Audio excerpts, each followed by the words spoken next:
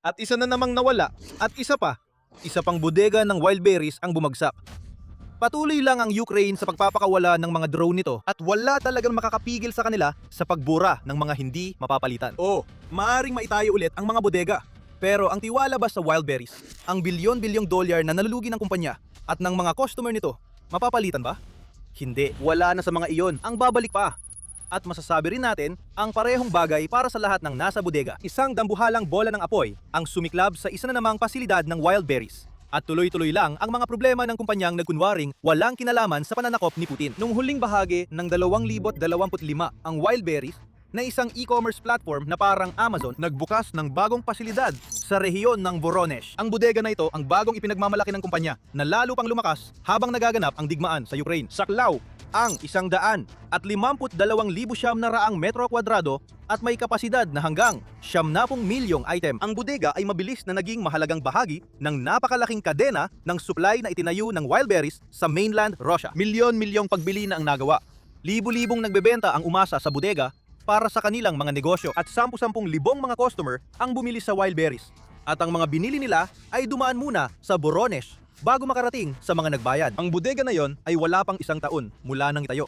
Ngayon, malaking bahagi nito ang nawala na, binuras sa mapa at hindi na muling babalik. Noong Agosto 11, iniulat ng Kyiv Post na nagsagawa ang mga drone operator ng Ukraine ng pag-atake gamit ang drone laban sa mga bagong bodega ng wild berries sa Voronezh na nagdulot ng napakalaking sunog. Halos isang kapat ng pasilidad ang nilamon ng apoy habang kumalat ang apoy sa 36,000 metro kwadrado ng espasyo ng bodega. Bago ito naapula ng mga bumbero. Kasama ng espasyo ng bodega, nawalan ng wild berries ng libo-libo, marahil milyon-milyong produkto na umaasa ang kanilang mga nagbebenta na maprotektahan at hinihintay naman ng kanilang mga mamimili na matanggap. Kinumpirma ng gobernador ng rehiyon ng Voronezh, Alexander Gushev, ang pag-atake sa isang post sa Telegram. Pero parang hindi rin. Inanunsyo na nagpakawala ang Ukraine ng 15 drones sa oblast sa ibang bansa. Sinubukan ni Gushev na maging malabo hanggat maaari, malamang sa isang desperadong pagtatangkang itago ang katotohanang muling nagtagumpay ang Ukraine sa isa na namang matagumpay na pag-atake laban sa bersyon ng Amazon ng Russia. Ang bumagsak ng mga debris ng UAV ay nagpasimula ng sunog sa 2 bodega na pagmamay-ari ng isang malaking kumpanya. Sa isang pasilidad, nakontrol ang apoy sa lawak na 16,000 metro kwadrado habang ang mga bombero ay nakikipaglaban sa apoy na sumasaklaw sa 20,000 metro kwadrado sa isa pa ayon kay Gushev. Yan ay isang nakakaintrigang detalye.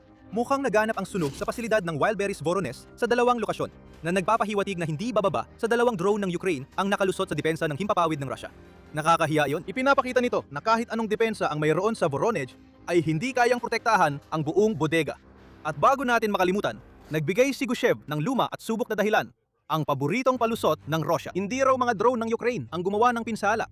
Sabi nila, mga debris lang daw mula sa mga drone na nagkataong bumagsak mismo sa lugar na gusto ng Ukraine matapos itong pabagsakin ng makabayang depensa ng himpapawid ng Russia. Kalokohan, syempre. Hindi ka magkakaroon ng sunog na kayang lamunin ang 6 na football field dahil lang sa ilang piraso ng debris ng drone. Nagkakaroon ka ng ganong klaseng sunog kapag tumama ng direkta ang drone. Pinakakawalan ang matinding pagsabog sa mismong target. Bukod sa hindi pagbibigay ng nararapat na kredito sa mga drone ng Ukraine, sinubukan ni Gushev na pagtakpan ang totoong target sa pamamagitan ng malabong pagtukoy lang sa 2 bodega, imbes na banggitin ang wild berries. Kahit anong pagtatago ang ginawa, hindi rin ito nagtagal. Parehong kinumpirma ng Ukraine at ng mismong wild berries na ang pasilidad ng wild berries sa Voronezh ang pinakahuling naging biktima ng pangmalayong parusa ng Ukraine. Ayon sa opisyal na pahayag ng wild berries na inilatala sa Telegram, inilikas na ang mga pasilidad ng lohistika ng kumpanya sa rehiyon ng Voronezh, alinsunod sa mga kinakailangang pangkaligtasan. Hindi kailangan ng paglikas, maliban na lang kung nasusunog ang iyong bodega. Hinalaunan, kinumpirma ng wild berries na may mga bumbero na sa lugar at iginit nito na karamihan sa mga paninda na nakaimbak sa pasilidad sa Voronezh ay hindi nasira. Sa technical na usapan, totoo naman yun. Sinira ng Ukraine ang humigit kumulang 25% ng pasilidad, kaya 75% ng mga paninda ang nakaligtas dahil hindi tinamaan. Yung natitira, nasusunog na. At kung kilala natin ang Ukraine, malamang ay susundan pa ito ng isa pang pag-atake para mas marami pa silang tamaan. Ang komandero ng puwersa ng Ukraine para sa mga unmanned systems, si Robert Brovdi, ay mas masigla pa nang kumpirmahin niyang parang ginawa ng Ukraine ang estilo ni DJ Khaled at nakadagdag na naman ng isa. Umalis na sa chop ang huling package. Ang irony sa sinapit ng SBO Quartermaster, ang sobrang madaling magliyab na kinetic sand ang huling package na inihatid ng malayang Ukrainian bird sa bagong logistics hub ng wild berries sa Voronezh. Nasunog ito habang nagtatrabaho, ayon kay Brovdi. Talagang mahusay siya sa pananalita. At kung may natitira pang pagdududa matapos ang lahat ng yon, agad itong nawala nang lumabas na ang mga video. Ang mga apoy at malalaking ulap ng usok ay nakunan sa ilang mga video na nagpapakita ng laki ng pag-atake ng Ukraine. Si Sheila Nova Plus ay may video pa nga nakuha mula sa iba't ibang anggulo na nagpapakita ng napakalaking apoy na nagliyab buong gabi. Uulitin namin, hindi nangyayari yan dahil lang sa mga piraso ng drone Gusev. Wala nang naniniwala sa kasinungalingan ng Russia tungkol dyan. Isa-isang pinipitas ng Ukraine ang wild berries at nakapuntos ito ng malaking tagumpay nung gabi ng Agosto 10 hanggang 11. Umabot ng $120 milyong ang ginastos ng Russia para itayo ang pasilidad ng Voronezh. Ayon sa ulat ng Kyiv Post, kung isang kapat nito ang nasunog, nangangahulugan ito ng gastos na $30 milyong para maibalik at mapatakbo ulit ito. Hindi ito maganda para sa kumpanyang nawala na ng bilyon-bilyong dolyar dahil sa mga pag-atake ng Ukraine. Natatalakayin natin maya-maya. Una, at gaya ng inaasahan mo, hindi tumigil ang Ukraine sa isang bodega lang ng wild berries. Bihira ka nang makakita ng isang beses lang umatake ang Ukraine ngayon. Iniulat ni Brovdi na ang mga drone ng Unmanned Systems Forces ay bumisita sa 43 iba't ibang target sa magdamag. Kasama sa mga yon ang isang Buk M3 Air Defense System na ang pagkasira ay nagbukas ng panibagong butas na maaring samantalahin ng mga drone ng Ukraine sa hinaharap. Sinira rin ng Ukraine ang mga energy hubs sa Bidyansk at Mariupol. Idiniklara ni Brovdi kasamang isang dry cargo vessel na ginagamit ng Russian Shadow Fleet na nag-ooperate sa Black Sea. Pinaman din ang mga pasilidad militar at enerhiya sa Crimea na nagpapatuloy sa kampanya ng Ukraine na ihiwalay ang peninsula. At may isa pang bagay, isa na namang oil refinery ng Russia ang tinamaan ng mga drone ng Ukraine. Habang nasusunog ang mga bodega ng wild berries sa Voronezh, ganoon din ang nangyayari sa Orsk, Oskneftyorsk Synthes sa reyon ng Orenburg sa Russia. Matatagpuan mga 1,500 kilometro. Ang layo mula sa frontline, isa ang refinery na iyon sa pinakamalaki sa reyon. At ayon sa Ukraine, isa itong mahalagang negosyo sa sektor ng fuel at enerhiya ng Russia. Makikita natin kung gaano ito kahalaga based sa mga numero na ibinabahagi ng bagong boses ng Ukraine. Hindi man kabilang ang Oskneftyorsk Synthes sa pinakamalalaking refinery ng Russia. Pero hindi ibig sabihin na maliit ang pasilidad na ito. May kapasidad itong mag-refine ng humigit kumulang 6 na milyong tonelada ng krudong langis bawat taon na ginagawa nitong iba't ibang produkto tulad ng fuel, langis, bitumen at aviation fuel. Patuloy pang sinusuri ang lawak ng pinsalang natamo ng refinery bagamat iniulat ng General Staff ng Ukraine na nagdulot ng sunog ang pag-atake. Kaya isa na namang refinery ang tinamaan. Mukhang hindi nagpapakita ng sinyalis ng pagbagal ang Ukraine sa ganitong mga pag-atake matapos ang unang kalahati ng 2026 kung saan natamaan ng kanilang mga drone ang mga refinery nang hindi bababa sa 174 na beses. Marahil ang layunin sa ikalawang kalahati ng taon ay maabot ang 200 na pag-atake sa loob ng 6 na buwan. At ang Oskneftyorsk Synthes ay isa na namang biktima. Gayunpaman, isa na namang bodega ng wild berries ang natupok at naging abo na siyang naging tampok na balita mula sa mga pag-atake ng gabi. Muli na namang natamaan ng mga drone ng Ukraine ang kanilang mga target. At tila, wala na namang sapat na depensa sa himpapawid ang Russia para protektahan ang pinakamalaki nitong e-commerce platform. Mahalaga ang kakulangan sa depensa. Bakit? Ang simpleng sagot ay ang pagkawala ng wild berries ay magdudulot ng malaking pinsala sa ekonomiya ng Russia. Pero bago natin ito talakayin ng mas malalim at kung ano ang gustong makamit ng Ukraine sa mga pag-ataking ito, paalala lang na nanonood kayo ng military show. Ipinapakita namin sa inyo ang buong larawan, hindi lang ang mga headline. Kung gusto ninyong makakita ng mas malalim na pagsusuri tulad nito, siguraduhing mag-subscribe kayo sa channel at i-enable ang notifications. Alam ng sinumang sumusubaybay sa mga ginawa ng Ukraine gamit ang kanilang malalayuang pag-atake nitong mga nakaraang linggo na ang pasilidad sa Voronezh na tinamaan ng Ukraine ay malayo sa pagiging unang ari-arian ng wild berries na naging target. Sa katunayan, nasa ibabang bahagi pa ito ng listahan.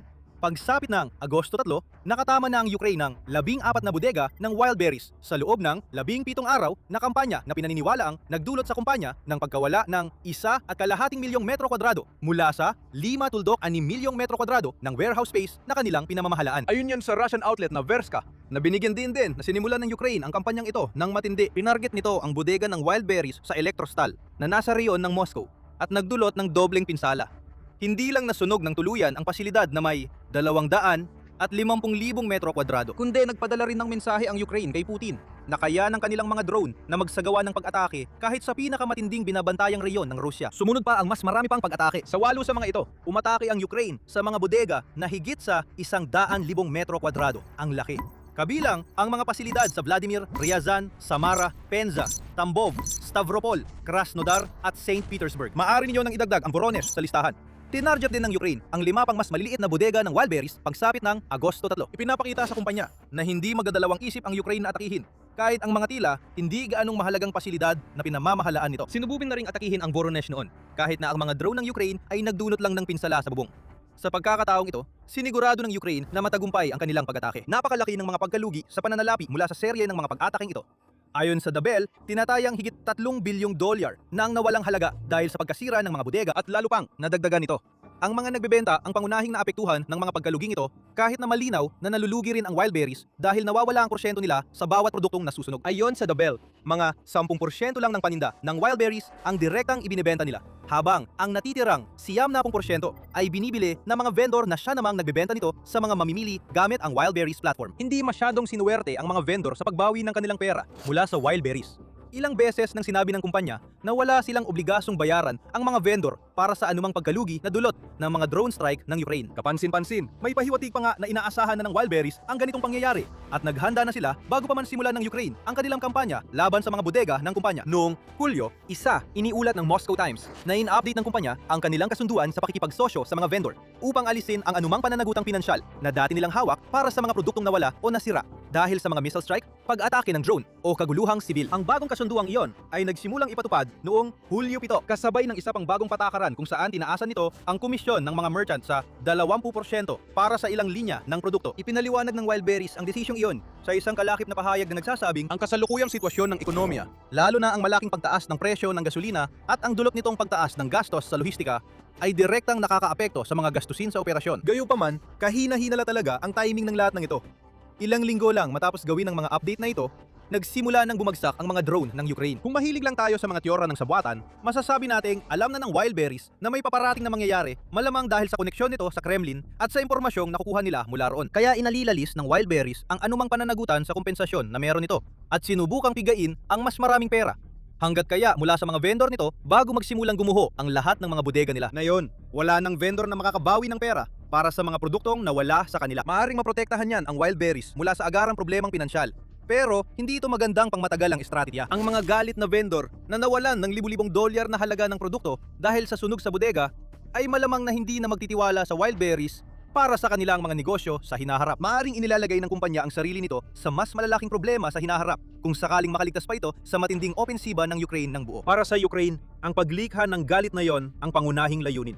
At hindi lang ito tungkol sa galit na yon na nakatuon sa wild berries. Mas malalaking problema ang kailangang harapin ng Ukraine. At umaasa itong makakatulton ang pag-atake nito sa wild berries para mahuli ang particular na target na yon. Bago pa namin ipaliwanag ng mas detalyado, kailangan ding isaalang-alang ang epekto nito sa ekonomiya ng Russia.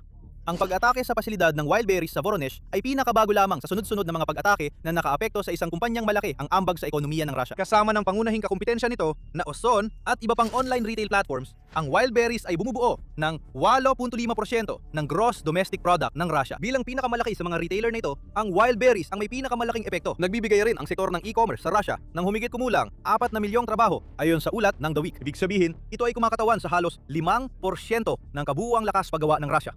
At muli, ang wild berries ang nasa sentro ng lahat ng ito sa pagitan ng mga trabahong direktang iniaalok nito at ng napakaraming suportang trabaho na kailangan para mapanatiling gumagalaw ang mga produkto, paggawa ng mga kalakal at lahat ng iba pa. May malaking bahagi ang wild berries sa kabuhayan ng milyon-milyong Ruso. Ngayon, isipin mo na lang kung mawawala ang wild berries. Ang mga epekto ng pang-ekonomiyang pagyanig ay kakalat sa buong Rusya at alam ito ng Kremlin, gayon din ng Ukraine. Itinuturing na sentro ang wild berries sa mga plano para sa paglago ng ekonomiya. Ayon sa ulat ng The Week, hanggang sa punto na bumili na ang pamahalaan ng Rusya ng 5% na bahagi sa kumpanya. Ngayon, handa na itong kumilos para gawin ng lahat ng makakaya upang iligtas ang wild berries. Sa isang ulat noong Agosto 6, sinabi ng New Voice of Ukraine na halos mapipilitan ang estado ng Rusya na kumilos upang iligtas ang kumpanya.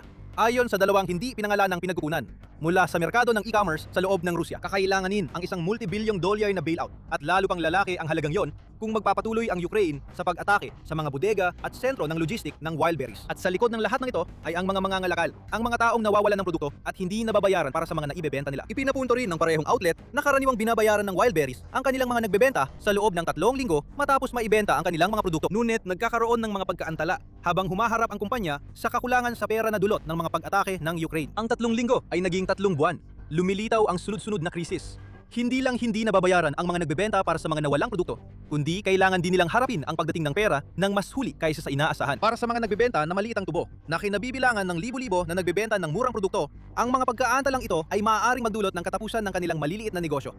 At habang mas maraming maliliit na negosyo ang bumabagsak, mas kaunti ang mga nagbebenta na mayroon si wild berries na nagreresulta sa mas kaunting kita ng kumpanya, na nagdudulot naman ng mas maraming pagkaantala.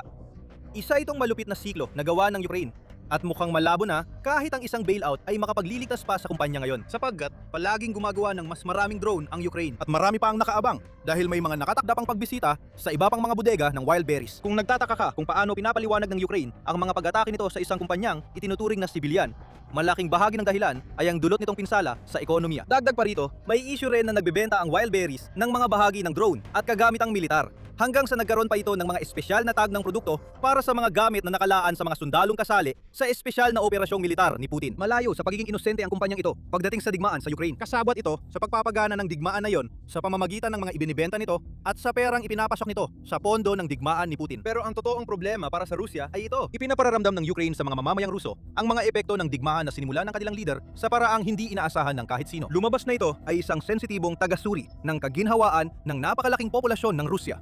Mga taong itinuturing ang kanilang sarili na hindi apektado ng mga aksyon ng bansang agresor. Ito ang sinabi ni Brody tungkol sa mga pag-atake sa Wildberry sa isang panayam sa AP News. Iyan ay isang hindi karaniwang mahinahong paraan ng pagsasalita tungkol sa ginagawa ng Ukraine mula sa isang lalaking kilala sa kanyang kasigasigan.